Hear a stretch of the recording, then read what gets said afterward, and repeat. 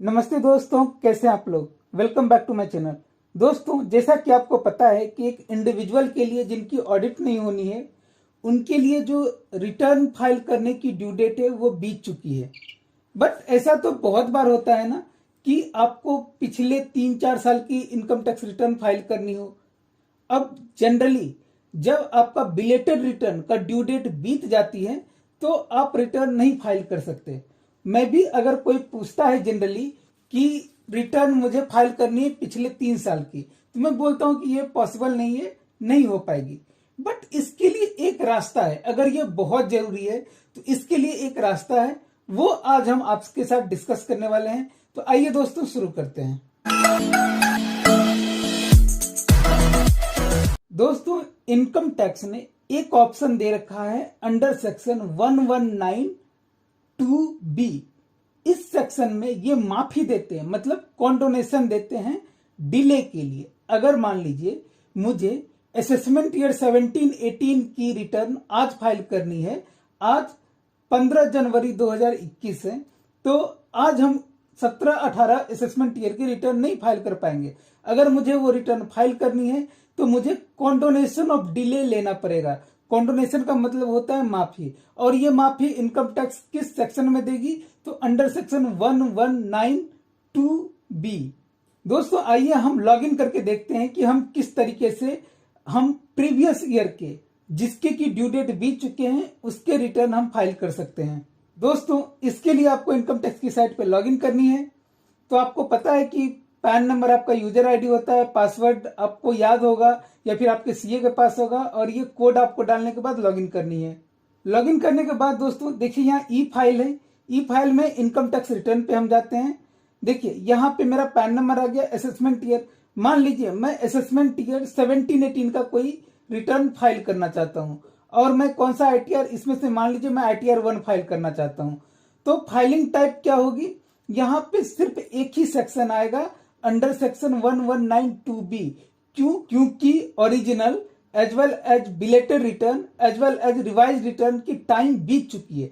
जैसे दोस्तों, अगर मान लीजिए मैंने असेसमेंट ईयर 20-21 के लिए सिलेक्ट किया और आईटीआर 1 सिलेक्ट किया है, तो यहाँ देखिए ओरिजिनल / रिवाइज रिटर्न आ रही है।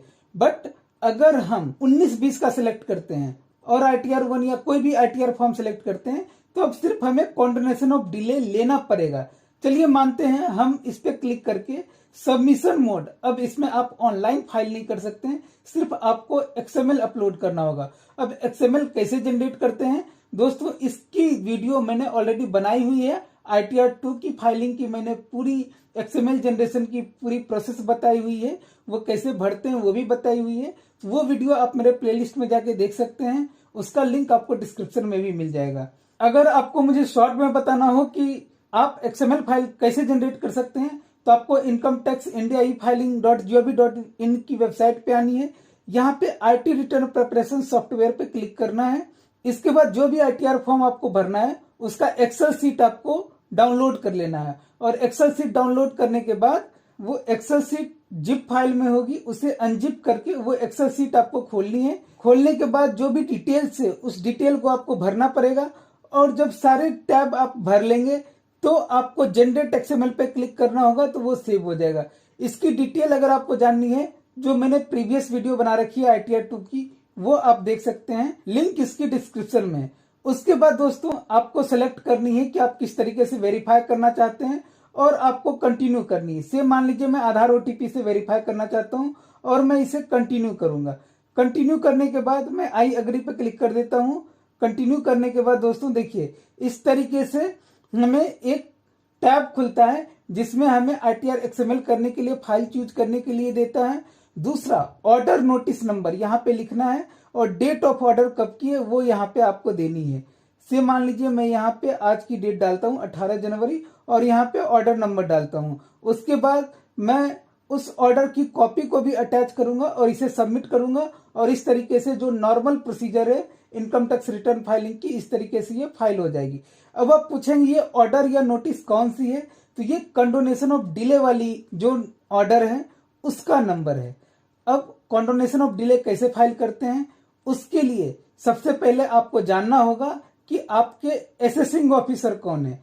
तो अगर आपने पहले से रिटर्न फाइल कर रखा है तो आप किसी भी एक्नॉलेजमेंट में देख सकते हैं कि आपको असेसिंग ऑफिसर डिटेल्स यहाँ पे दिख जाएगी। दूसरा तरीका है, आप गूगल पे जाके नो योर जुरिस्डिक्शन ये आप टाइप कीजिए। इस पे सर्च करने के बाद आप क्लिक कीजिए, यहाँ पैन नंबर और मोबाइल नंबर मांगेगी। दोस्तों इसके बाद एक ओटीपी आएगी मेरे मोबाइल पे, उस ओटीपी को डालने के बाद मैं वैलिडेट करूंगा और इस तरीके से मेरी पूरी की पूरी डिटेल खुल जाएगी। और यहाँ देखिए जुरिस्डिक्शन मेरा लिखा हुआ है कि मेरी जुरिस्डिक्शन क्या है, इसमें हमें जो ईमेल आईडी है वो भी प्रोवाइड की है।